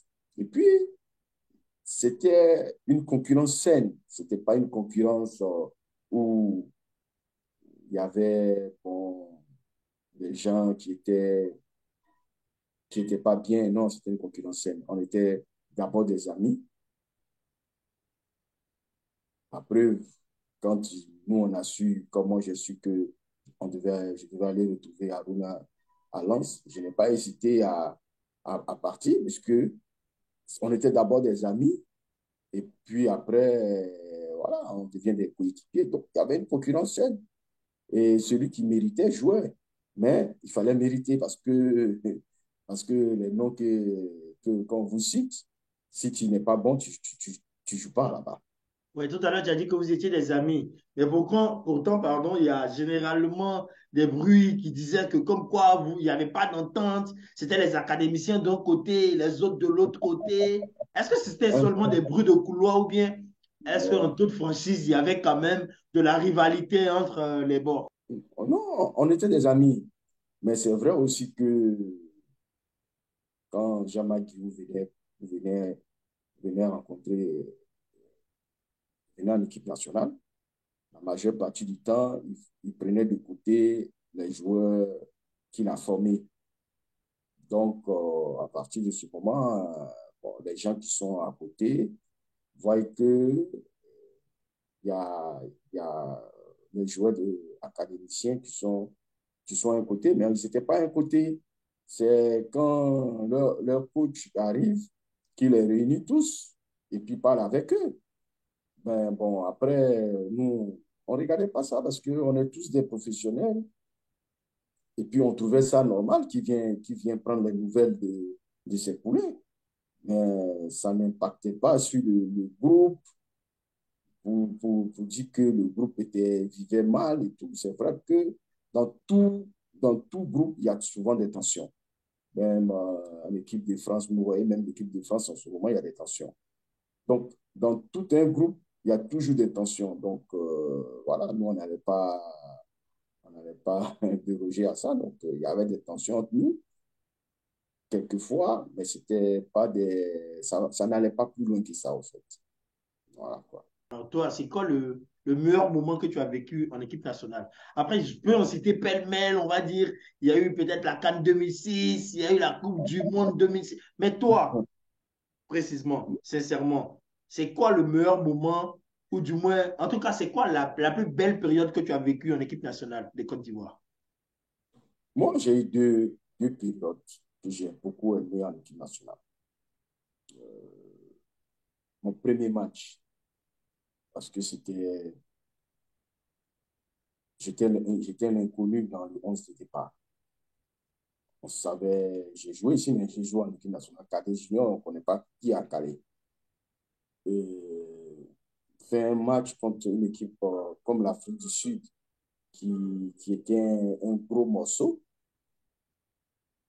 Donc, ça a été un bon moment, puisque après le match, j'avais fait un bon match, j'avais fait un très gros match dessus, quoi. C'est là que je me suis révélé à toute la Côte d'Ivoire.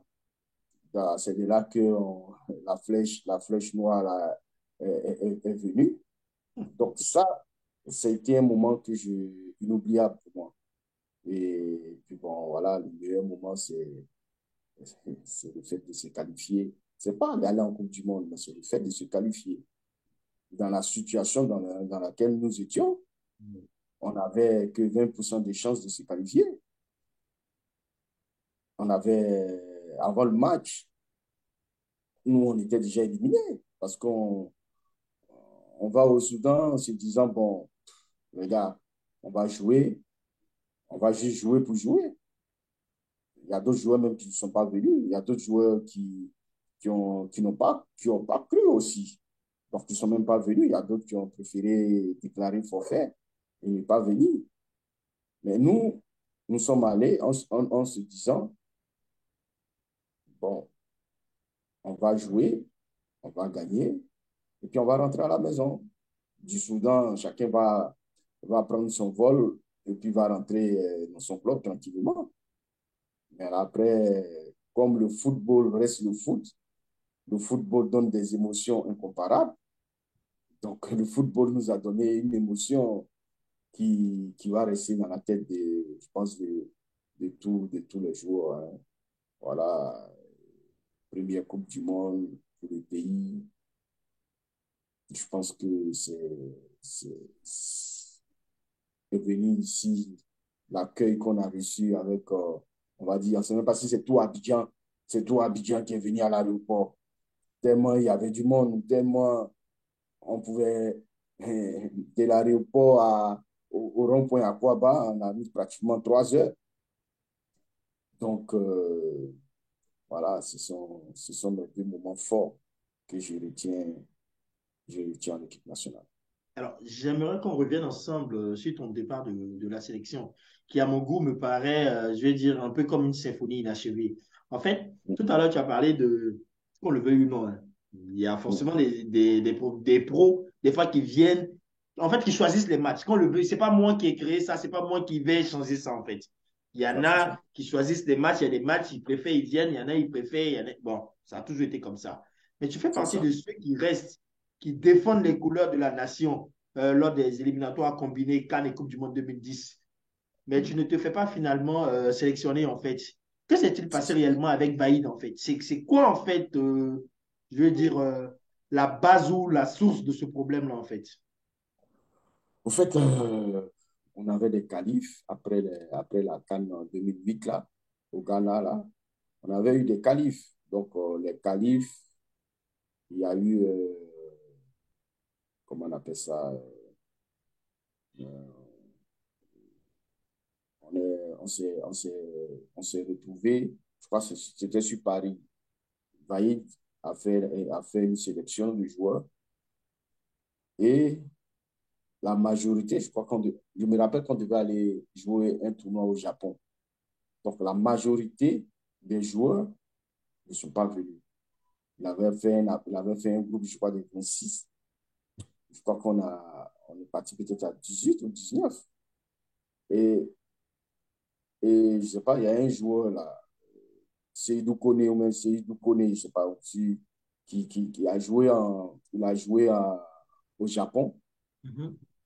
Donc, vous imaginez qu'arrivé au Japon, tellement on n'était pas au nombre, on a été obligé de voir s'il y avait un joueur au Japon pour pouvoir nous compléter. Je ne sais pas si tu t'imagines, ça veut dire que nous, on vient en sélection, là, peut-être au Maroc, on arrive au Maroc, et puis on est obligé de chercher dans le club marocain si un joueur, un Ivoirien, tu vois, et on le met dans notre groupe pour faire le tournoi. C'est comme ça, il nous a complété parce qu'on n'était pas assez, parce que beaucoup de joueurs ne sont pas venus. Et Vaïd, il nous fait un discours où il dit, écoutez, euh, ceux qui ne sont pas venus, ils ne sont pas prioritaires. Maintenant, moi, ma priorité, c'est vous, parce que vous êtes venus pour défendre les couleurs du pays. Vous n'avez pas choisi d'aller vous reposer, parce que nous tous, on a fini un championnat. On était tous fatigués au même titre, tu vois. Didier n'est pas venu, Gervinho n'est pas venu, Salomon n'est pas venu. Il y avait plein de joueurs qui ne sont pas venus. Donc, nous, on est partis. Après, on s'est fait compléter par, voilà, comment on appelle ça, là, Doumbia Seydou, là. Je crois que c'est son nom. Je sais pas, je vais chercher, je pense. Et, et on a fait le tournoi au Japon. On est venu. Quand on est venu, on a perdu en finale. On a joué, il y avait 3 équipes. Il y avait Côte d'Ivoire, Uruguay et Japon. Donc, on a gagné l'Uruguay, puis on a fait la finale contre le Japon. Et on a perdu 1-0, je passais 1-0, 2-0, 1-0, je pense. Et c'est de là que Seydou, là, il a joué et qu'on l'a vu. Et on a vu qu'il était bon. On a vu qu'il était bon. Et nous-mêmes, après le match, on a dit, ah, mais lui, là, il est bon, hein. Nous, ça nous étonnait même qu'il était au Japon, qu'il ne venait pas jouer en Europe. Et on commence les qualifs Cannes Coupe du Monde. Bon, je ne sais pas, Ouganda ou bien je ne sais pas quelle équipe on joue. On gagne chez nous 1-0. On part au Mozambique, non, pas au Botswana, on fait 1-1. Le Botswana revient chez nous, on gagne 3-0, 3-0 chez nous. Et après, on joue Madagascar, on fait match nul au Madagascar, on vient ici, on gagne. Et quand les éliminatoires, on se qualifie pour la CAN, maintenant on fait les éliminatoires de la Coupe du Monde. Et c'est de là que maintenant la presse, comme ils ont vu on a fait une qualif un peu difficile, toute la presse a commencé à réclamer les cadres. Il faut que les cadres reviennent, il faut que les cadres reviennent, il faut que les cadres reviennent. Donc, il y a eu la pression il y a eu la pression de la presse et Vaïd, il a sélectionné les cadres. Les cadres sont venus. Donc, on s'est dit il allait respecter sa parole puisqu'il nous a donné sa parole. Et voilà, il y avait un certain nombre de joueurs qu'il a mis de côté. Donc, on a joué Madagascar. C'était dans notre poule pour la qualif pour le mondial. On a joué Madagascar ici. Moi, il m'avait mis sur le banc. Il m'a fait rentrer dans les dernières minutes. Après le match, je suis allé dans sa chambre et je lui ai demandé, je lui ai dit, mais je ne sais pas ce qu'il avait dit. Tu vois. Et puis bon, il dit non, que tu n'as pas respecté ta parole. Que si c'était nous, on avait fait ça, je ne suis pas sûr que tu nous aurais fait revenir. Tu vois. Mais comme il y avait d'autres joueurs qui ont fait, donc tu les fais revenir. Ce n'est pas juste. Et puis bon, il m'avait dit à l'époque, voilà, si tu ne veux plus venir, il faut faire un courrier, on va mettre dans la presse que tu as décidé de ne plus venir. Donc, il a dit simplement voilà, s'il m'appelait la prochaine fois, je ne venais pas. Après, bon, ils l'ont viré et ils ont pris Eriksen. Bon, Eriksen qui ne connaissait personne. Il connaissait que les joueurs qui jouent en Angleterre. Donc, ils ont pris Eriksen à 3 mois de la Coupe du Monde. Donc, 3 mois, Il n'a pas eu le temps, très, quoi. voilà, c'est très insuffisant pour voir tout le monde. Donc, on sélectionne 32 joueurs et on se retrouve en Suisse pour le stage. On arrive en Suisse et ce qui m'a marqué, c'est que moi, je vois, on me met aux entraînements, souvent, on me met défenseur central, arrière gauche. Donc, je connais. L'expérience fait que je connais ça. Quand on commence à te faire ça, ça veut dire que tu n'es pas dans le groupe, tu vois. Donc, alors il y avait des matchs amicaux. Nous, on s'est dit quoi? Il y a 4 matchs amicaux. Donc, on s'est dit au moins le premier match, il va tester tout le monde pour savoir un peu comment avoir une idée de tout le monde. Le premier match, tu mets ton équipe type. Nous, tu ne nous fais pas jouer. C'était un nom, Baki, moi, Yapi, un certain nombre de joueurs là. Tu ne nous fais pas jouer. Deuxième match, tu ne nous fais pas jouer. Troisième match, encore, tu ne nous fais pas jouer. Et je me rappelle qu'ils avaient organisé un match d'entraînement contre les U19 de Neuchâtel Xamax en Suisse, comme on était en Suisse. Et ils nous font un discours pour dire battez-vous un peu ce match-là, c'est là que vous pouvez gagner votre place. Vous vous foutez les gens, quoi. Vous vous foutez les gens. Nous, on a joué contre U19 de Neuchâtel Xamax. C'est là que j'ai gagné ma place pour le mondial. Mais vous vous foutez les gens. Bon, après, d'autres joueurs disent que toi, tu es trop nerveux, tu aimes trop ça. Donc, j'ai dit non, que depuis le départ, on sait déjà qu'on n'est pas dans le groupe. Moi, on sait que je joue couloir gauche. Si tu me mets avant-centre, même il peut dire, bon, ok. Mais si tu me mets en défenseur central, tu me mets dans les matchs d'entraînement, tu me mets arrière gauche et tout. C'est que tu ne veux pas.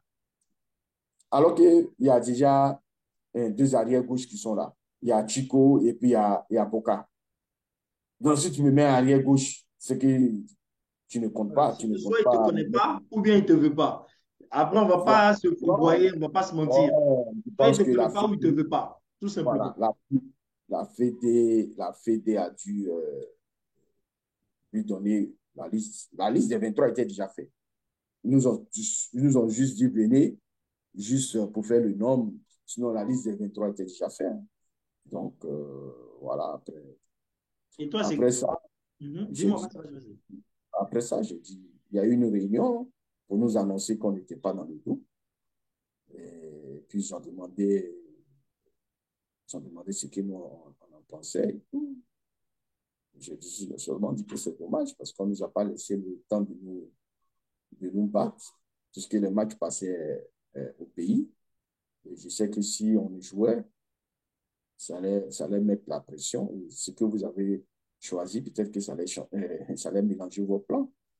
Donc, voilà. Mais bon, moi, après ça, j'ai décidé de ne plus venir.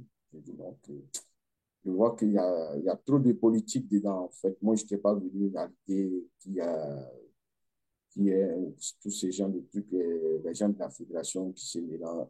On mélange beaucoup de choses. Tu vois, donc, j'ai décidé de ne plus venir. Quand Zahou est arrivé, ils sont venus à Lens.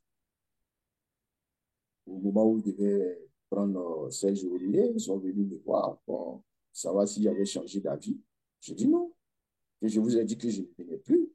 C'est fini, je ne venais plus parce que je vois que, voilà, on, on ne respecte pas, en fait. C'est pas au mérite. Comme c'est pas au mérite, voilà, j'ai décidé de ne plus venir. Et je vois que c'est tous ces problèmes-là qui existent encore maintenant. Je trouve ça dommage. Voilà, quoi. Et donc, quelles sont tes relations aujourd'hui avec la FIFA et tes anciens coéquipiers de l'équipe nationale? Non, en fait, j'ai pas de relation avec la FIFA. Je, voilà, après avoir arrêté la carrière, bon, je me suis occupé de moi-même, mes affaires. Maintenant, avec les coéquipiers, voilà, je, de temps en temps, j'ai Kalou au téléphone. Zoro, Zoro, on s'appelle, on s'appelle, c'est des temps-ci qu'on ne s'est pas eu. Zoro, on s'appelle. Bon, Baki, on s'est revu lors Dans la Coupe de du Monde, en tant que Coupe du consultant. Monde. Voilà. Et puis voilà, il y a d'autres qu'on se croise, mais chacun, je pense que chacun a ses propres affaires, qui s'occupe de ses affaires. Et puis bon, et puis voilà, moi en tout cas, j'ai certains que je parle avec. Bon, vous savez, on est tous des coéquipiers, mais on n'est pas des grands amis. Hein. Il y a chacun fait ses affaires. Et puis bon, voilà. Alors, il y a bientôt la Coupe d'Afrique en Côte d'Ivoire. Mhm. Et qu'est-ce que tu penses en fait de l'équipe, de l'ossature de l'équipe actuelle en fait de Côte d'Ivoire? Est-ce que ton pronostic est favorable? Est-ce que tu penses que la Côte d'Ivoire ira très loin lors de cette Coupe d'Afrique? Ou est-ce que tu es sceptique pour le moment? Non, on a un bon groupe, comme je le dis souvent. On a un bon groupe. Mais il faut construire une équipe. Il faut, il faut pas avoir on va dire, de, trop de sentiments, entre guillemets. Parce que moi, quand je regarde notre défense, quand je regarde notre milieu, quand je regarde notre attaque, je me dis que on a des bons joueurs à chaque ligne, mais il y a beaucoup de joueurs qui ne sont pas complémentaires, en fait. Et quand je prends le milieu de terrain, je constate que il y a des joueurs, pratiquement, qui jouent souvent au même poste. Quand tu prends Michael Seri, Fofana, euh, les deux autres là, je trouve que c'est le même profil. Et on n'a pas ce joueur-là qui est capable de donner des ballons, des ballons. Quand on prend le Maroc, ou Naïm, quand tu vois le joueur d'Angers, quand tu vois ce qu'il a fait pendant le mondial, il a Angers, hein. Et je pense que si c'était en Côte d'Ivoire, il ne jouerait pas. Hein. Ouais. Parce que nous, chez nous, on veut des gros noms.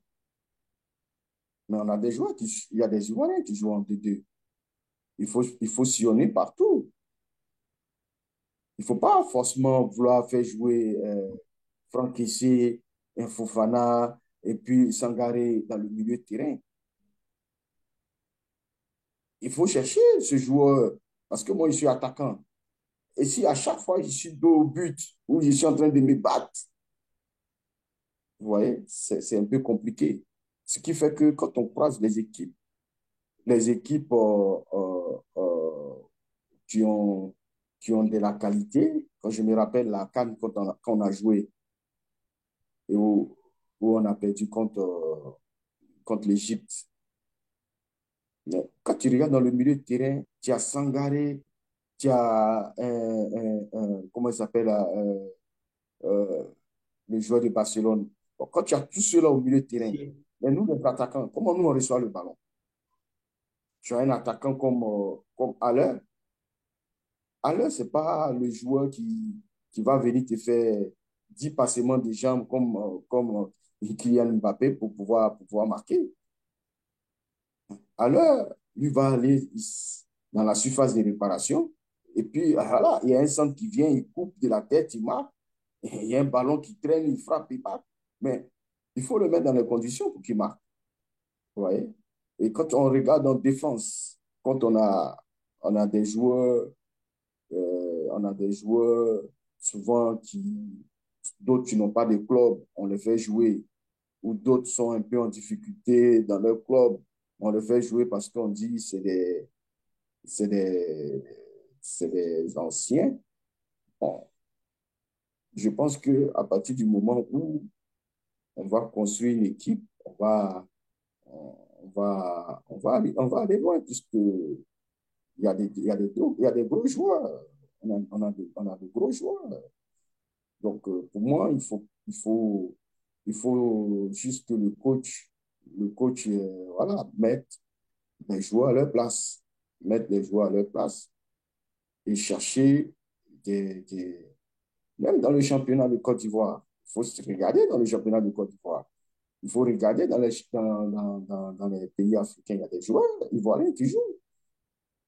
On n'est pas obligé de mettre tous les gros noms. Quand on va lui joue à Manchester, lui joue à Arsenal, lui joue à temps, lui joue à temps, et puis on les met dedans. Mais quand on les met, après, on a des difficultés. Moi, quand je regarde le Maroc lors de la Coupe du Monde, à part Ziyech, j'ai pas vu un gros nom. Donc, pour moi, à partir du moment où on va construire une équipe, je pense qu'on aura les chances. Et c'est chez nous. Chez nous, on peut tolérer que vous perdez en finale, je pense, avec l'équipe que nous avons. Mais si tu... On va juste pour remporter. Chez nous, en Côte d'Ivoire, on vient pour remporter. Donc, tu sors en demi-finale, c'est un échec.